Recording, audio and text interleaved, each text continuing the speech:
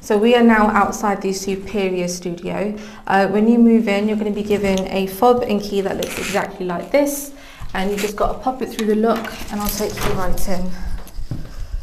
You've got your standard double bed. Underneath, you've got 2 storage doors, which you could pop your suitcases in there. And over here, you've got the study desk, which you've got a standard chair.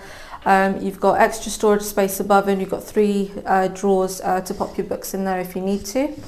Over here we've got a wardrobe which has excellent spacious. And over here we have the kitchen area. So we have the 2 ring hobs, you have your microwave combination oven, you've got plenty of storage above, just here and here. And just beneath here we have your fridge freezer, and we have extra bin storage as well.